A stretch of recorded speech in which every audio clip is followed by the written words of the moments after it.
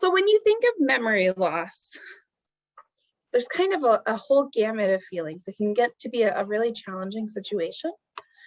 First, we think of the loss of skills. Your speech might start to go. Obviously, your memory will start to change. Your mobility will start to change. It can get a lot harder. An inability to socialize, whether it's harder to find those words or to start a conversation. It's frustrating to forget what you were going to talk about and with who you were going to talk about it. Maybe you don't recognize that person anymore. So it's hard to start that conversation with someone who to you is a stranger. It brings a lot of heartache, and that's really across the board. It's hard for the person to be able to navigate the world with kind of these changes. And it's really hard on the families. It can be really scary. It's a lot of new things that you're learning every day, and it can be really unpredictable. The person that you grew up with and you loved has changed significantly, and every day they'll continue to change. It can cause a lot of frustration, and that's really for everyone across the board.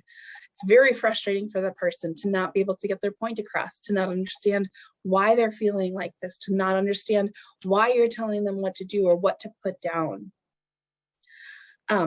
They're just not able to understand the world the same way. It can also be incredibly frustrating for families, seeing the changes that their loved one is going through. Their behaviors are changing constantly.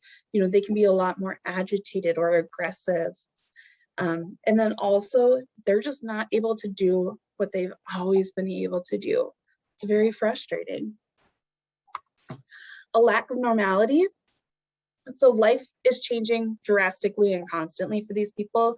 Whenever you seem to find a basic normal, it changes almost immediately, it feels like sometimes. Pacing, wandering, maybe they're suspicious of you, can be very challenging. And then really, when you think of memory loss, you feel lost. It's hard for the person who's navigating it, and it's really hard for the families. It's hard to know what's the right decision, what's the right answer, what's the right thing to do. It's very hard. So, but what if we can change how we think about memory loss and find a new path to joy and connection using creativity? So I know you guys have gone through this quite a bit already, but what is dementia? Kind of breaks down into just abnormal brain changes. Can trigger decline in thinking skills, impair your daily life, impair independent function. It's hard to do the things that once came very naturally and easy. It can really affect behavior, feelings, and relationships. So dementia is real, a disease that attacks areas of the brain, and each form of dementia kind of takes its own little path through the brain too. It is a disease that is progressive and irreversible. It is age-related, although there are dementias that come at earlier onset, depending on if there's maybe a traumatic incident that happens. It is worldwide, so everywhere struggles with this. But it is also the fourth leading cause of death among adults in the United States. It is not normal aging. It's not something that we're all destined to have. It's not something that's going to happen to everyone. It is not inevitable. Taking care of ourselves, taking care of our loved ones. It's not fake symptoms or stubbornness, although sometimes it can be perceived as that. It's not a disease of only older people. Again, like I said, traumatic brain injuries can play a big role in this. It's not sudden. Typically, we're noticing it, small changes, but by the time we really start to notice it, a lot has changed and a lot of time has progressed. It's not imagined, and it is not a mental health condition. So we kind of know the basics behind that, which I know you guys have been going through that all day today. So how can the creative arts impact the lives of those with dementia? So thinking of all the changes, what can we do to benefit those that have memory impairment? So typically when we think of memory loss or any kind of issue, we think of the medicinal way first. Can we do surgery on that? Can we, provide painkillers? But with memory impairment, it's so universal, it's so impactful in so many different ways. We want to be looking at an alternative to just medicine for it. Creative arts as a form of therapy has been proven to boost memory and serve as an outlet for people to express themselves. So think about yourself. So do you have a favorite song? When you think of that song, it kind of brings you to a completely different spot. Maybe a piece of art brings you back to a museum that you went to over in Paris. Maybe a movie just makes you feel relaxed. All of these things can transport us to a completely different location than where we are. The same thing happens for those with memory impairment. It can also change the way we feel. So just kind of thinking through that, when you think of your favorite song, you might be thinking of spending that time with a significant other. You might be transported to mowing the lawn, different things like that. It can bring you to new spots. And everyone has a story to share. We all have our own individual backgrounds. We all have something that we're very proud of. We all have something that once you get us going, we don't stop talking about. And everyone, even when their memory starts to go, has some kind of tool for expressing those stories. But they also have barriers keeping their stories from coming out. So these barriers could be a verbal barrier. Maybe they have word salad, where their words don't come out in the correct order. Maybe they have mobility issues. Maybe they're not feeling good. It's a bunch of different barriers. So what are the creative arts? So it's anything using creative expression and imagination through arts, crafts, movement, music, and more. And it kind of breaks down to anything that we use to express who we are. Any questions so far? Okay. So when we think of the types of creative arts, I decided to break it down into 3 different categories. Depending on what you look into, there's quite a variety that you can kind of subcategorize it, but I decided to stick with the 3 categories today. So they are movement, music, and visual arts. So movement is not typically thought of as a creative art, but it's a way that we express ourselves. So if you think about interpretive dance, that's a way that people express themselves. Maybe dancing along to a song. It's a way we express our happiness. It engages our rhythm and our body gestures, and it's great for people who are nonverbal. They don't have to think about putting those words together. They can just relax and enjoy the music, or they can enjoy the event or enjoy the sunshine together. And also it exercises both our body and our minds.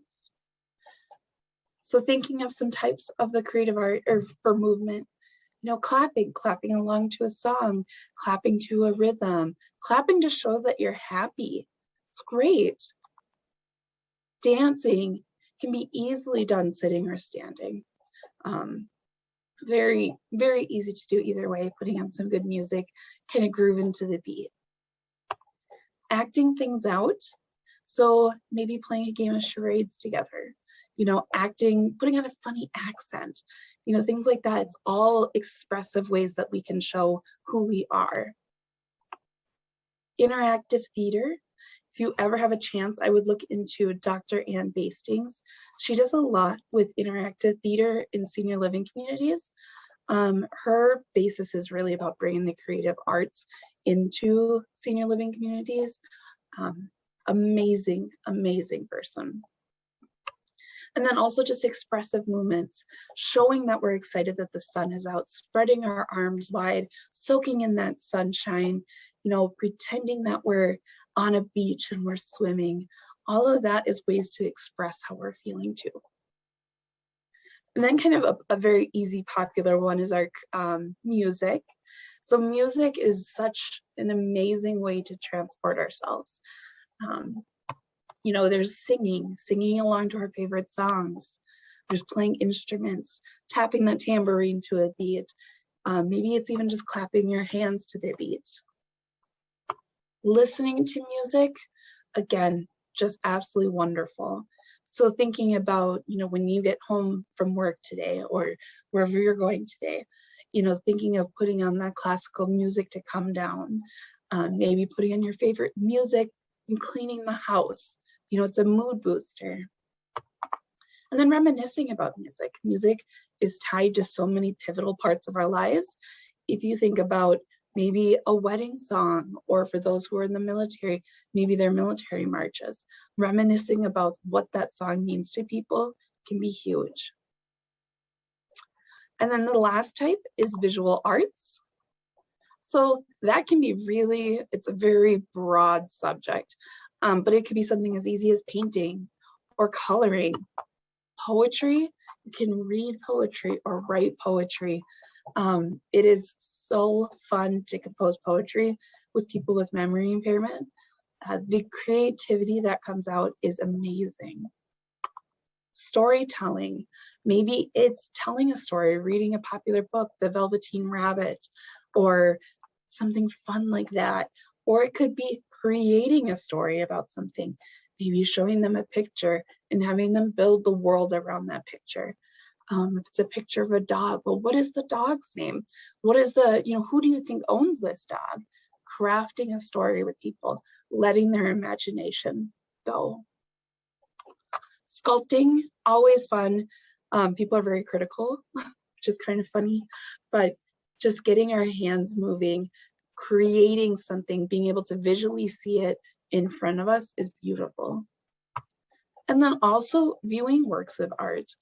I'm sure everyone has a favorite artist or close to, but like for instance, my mom is huge into Monet. For her, looking at a Monet is very, very calming. And that doesn't change when our memory changes. There's still something that can have a big impact on our lives. So we're going to break it down even more. So really kind of talking about each individual category a little bit more.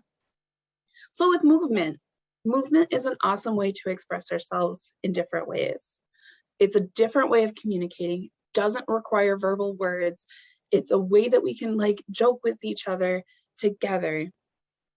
Having props can offer a different way of connecting. So for instance, if you are waving a scarf, you can kind of flick it at each other and get each other to laugh. Allowing those with limited mobility to join in. You don't have to be able to dance the tap dance or anything like that. You can just wiggle your feet and be part of a group again. Be part of a community. Be right there with someone. It also reduces anxiety and agitation. I mean, how many times have you heard that? Go out and have a walk and you'll feel a little bit better. It's getting people engaged. There's no pressure of speaking if words are difficult.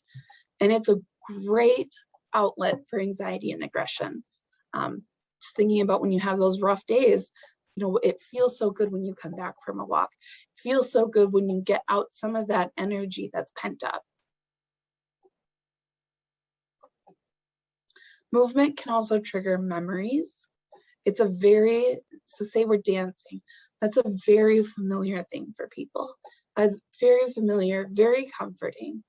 It creates a social interaction that's familiar, can bring back memories of that experience, and it could have cultural significance.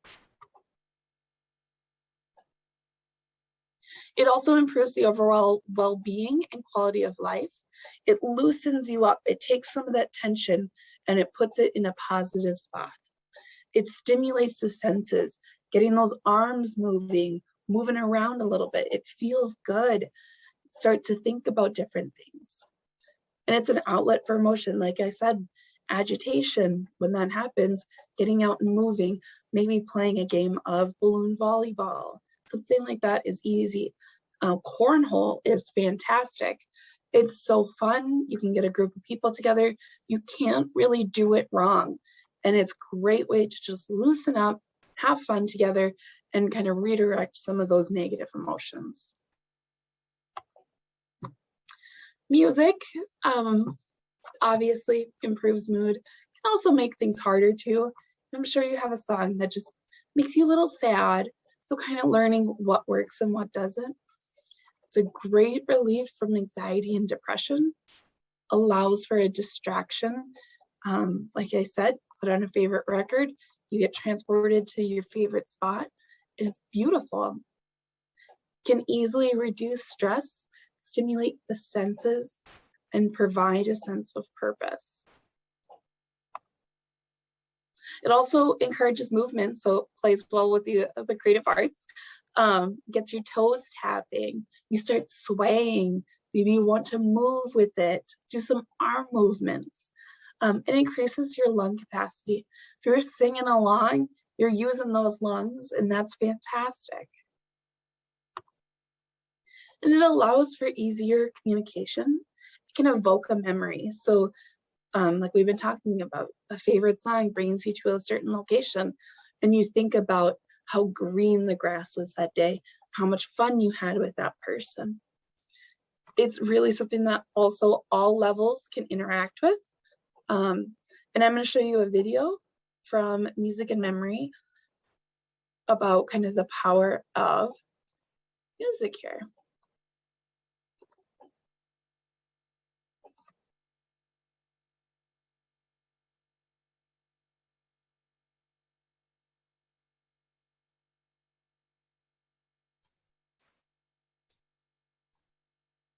We only see the slides right now. What's that? We are only seeing the slides right now. Oh, shoot. Hang on one second. Oh, I think you'll have to stop share and then share the specific YouTube screen. Okay, can you see it now? Yes. Okay, let's try that again. Thank you.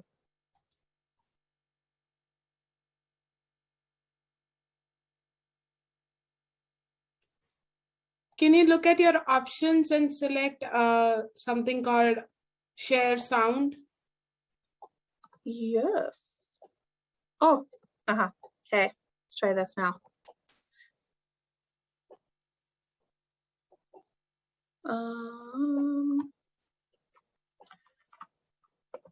2 years. Is that better? No matter what I tried, massage wouldn't work, nothing worked. When we got introduced to the iPods and the family told me the things that she liked, it was amazing once we put the iPod on her. She started shaking her feet. She started moving her head. Her son was just amazed. Okay, can we stop? Because now I'm getting all I'm seeing her all over again.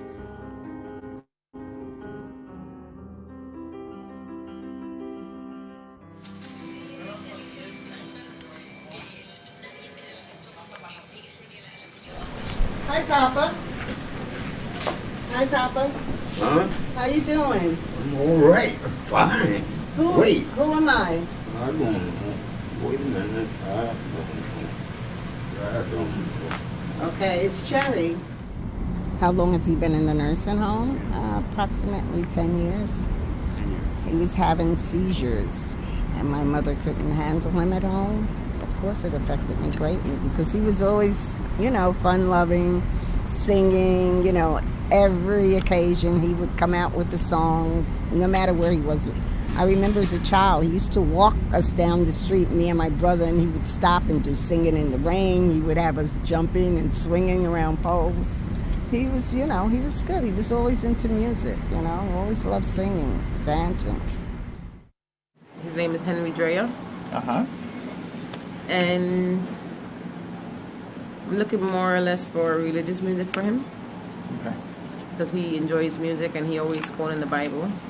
So I'd rather have that for him. We first see Henry inert, maybe depressed, unresponsive, and almost unalive. Henry.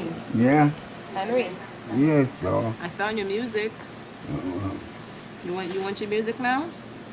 What's up to you? Okay, let's try your music, okay? And then you tell me if it's too loud or not. Then he is given an iPod containing, we know, his favorite music.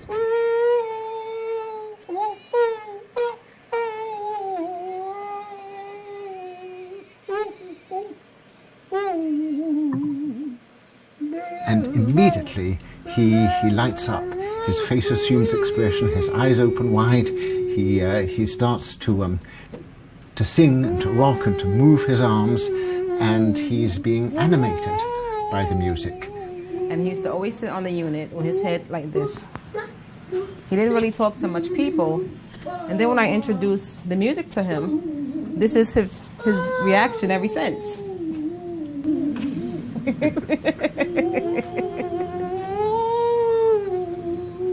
The philosopher Kant once called music the quickening art, and Henry is being quickened, he's being brought to life. Yeah. I'm going to take the music for 1 second, okay? Just to ask you a few questions. Okay? I'm going to give it back to you. Uh-huh. Okay.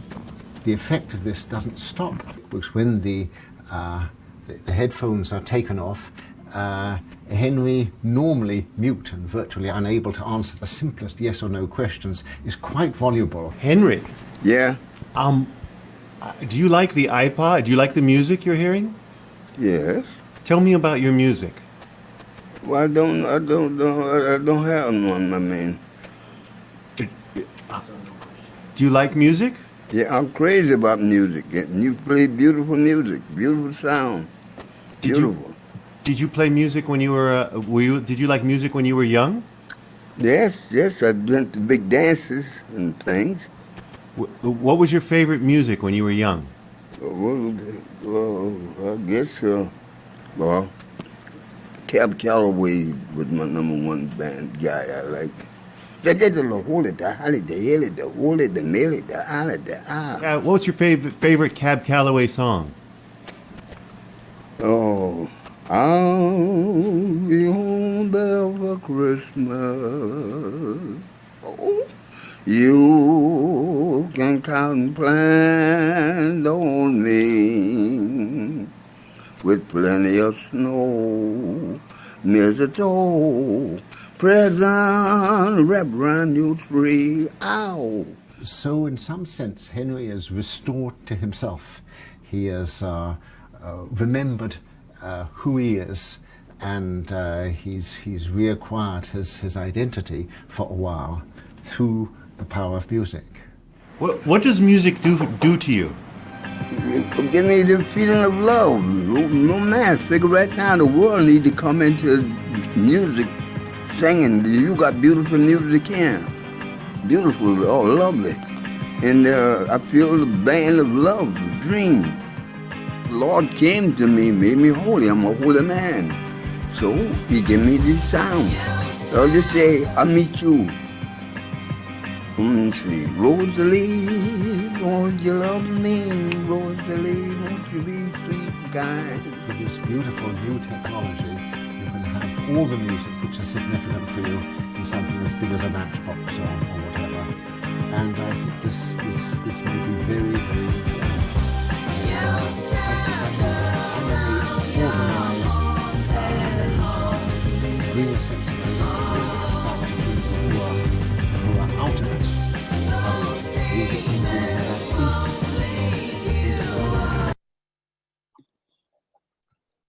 Amazing.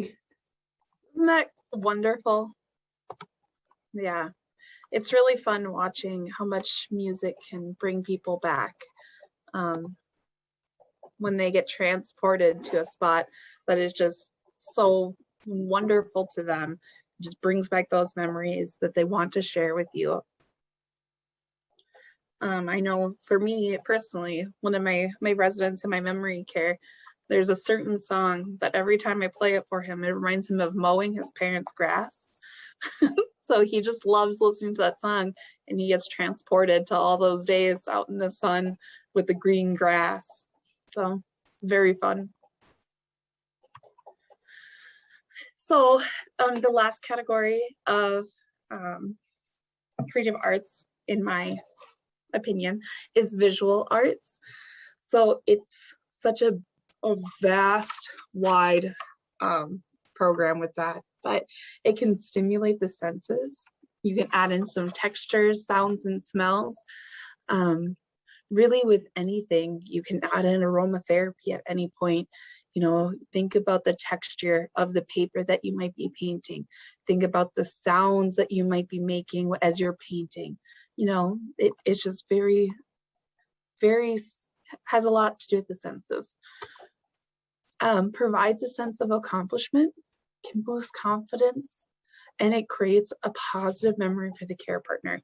Even if the art that is created doesn't turn out to be anything magical, it creates that memory of just having that fun time with someone. Provides a purpose, gives you something to do, and allows for a distraction from some of those intrusive feelings. Anxiety is a big thing with memory impairment. It just allows us a second to take a break from some of those overwhelming thoughts and focus on something very easy. It can also inspire your memory, revive emotions. Thinking about with art, it's so encompassing. But it could be looking at a piece of art and having it remind you of home. Maybe it's a field with some bales and just takes you home. Can help with reminiscing. So again, bring back some of those conversation pieces, and increases your brain stimulation. Also leads to social interactions. So it's easy conversation topics. It could be something as silly as, look at how terrible this clay cup I made is. You know, that's just kind of fun. Gives you something to chat about together and allows for collaboration. So in my memory care neighborhood, what we like to do is kind of do a huge group project where we'll hang up everyone's art at the end, and it creates kind of an interesting, cool collage of everyone's memory, kind of where they're at and what their skill level is. So it's very easy for me to talk about all of this, but what are some actual examples of implementing this? How do you bring in creative arts? So movement. Choose music that encourages movement. Put on that super jazzy beat. Get those toes tapping. Have fun. Try to encourage people. Maybe give them something that would be really fun for them to move around. Maybe it's something as fun as a maraca. Could be a scarf for them to wave. We like to do a lot with pool noodles because they're super fun. But you know, handing out pool noodles and having them smack them together and make those noises. Encourage them to join you in dancing to a song. They also love to, people love to watch other people having fun. So kind of kicking back and, you know, making a fool out of yourself and doing a little dance to one of your favorite songs, it brings a smile to everyone's face. You know, you can come up to them if they're seated and grab their hands and move with them to the music. You know, if they're very mobile, they can join you in standing and dance to the music. Like I brought up earlier, bringing out fun props or outfits and ask them to join you in acting out a scene. So like thinking of, you know, we have the Queen's Jubilee, Platinum Jubilee, you know, having a fun tea party, you know, have them make a toast with their teacup, fun things like that. Ask them to move to the music or the sounds. You know, how does this make you feel? Does this make you want to dance? Should we move our legs to it? Just feels good to be a part of something, to be together, to have, you know, a same motivation together. There's also, if you're not able to think things, there's plenty of resources on YouTube. YouTube is kind of the end all for everything. So with music, playing songs that were popular during their teens to middle age, with memory impairment, people tend to kind of navigate to a different age. Some people might be 40, some people might be 10. Just really depends on where they are with their memory impairment. But figuring out where people are and playing music that's kind of appropriate for that age that they are in their minds. I know for a lot of our gentlemen, talking about some of the war songs is really important. So bringing up Blueberry Hill, something like that is really fun. Choosing a song that you know they love and encourage them to join you in singing. Raise those voices, have fun with it. Bringing out musical instruments, asking them just to move with the music. Shake the maraca, the tambourine, anything like that. You can have people join you in creating something. Like in the video, asking who their favorite musician was, you know, and talking a little bit about that. One of my gals loves Patsy Cline, so we talk about Patsy Cline quite a bit. It's just very fun. Sharing photographs of them, you know, even if it's your mom, printing out some pictures of popular musicians from her teens, middle age. You can always play word games with them. We all know so many lyrics, they stick in our heads, they're always there. And bringing back some of those songs can be really fun. It's also a great way to transition into singing songs too. So Home on the Range, does anyone know how that starts? Visual arts, it's huge. Painting, you can do it with watercolor, acrylic, water-based images. So one thing that's really fun is there's so many organizations and companies that work to make memory impairment less of a challenge for people. They have these really neat water-based images. So the image looks like it's white, but when you add water to it, it comes up with colors in an image. It's amazing for people who are very hard on themselves about painting. It's so easy, it's so simple, you can't do it wrong, and it's fantastic. But adding in aromatherapy creates an extra sensory stimulation. So it's kind of fun. Creative coloring, I highly encourage always choosing things that are age appropriate. No one wants to color like a silly picture of a cartoon. You know, we want something that's fun, maybe a season or a holiday or a personal favorite thing. Maybe they really like cats. You know, you always want to choose things that are age appropriate, but also skill level. It's kind of a fine line to thread, but completely possible. Poetry, reading, reminiscing about it, bringing back some famous poems that were very popular. That's always great. Trying to create your own poetry is really fun. You know, talking about a piece of art that you see, you can create a poem about it with people.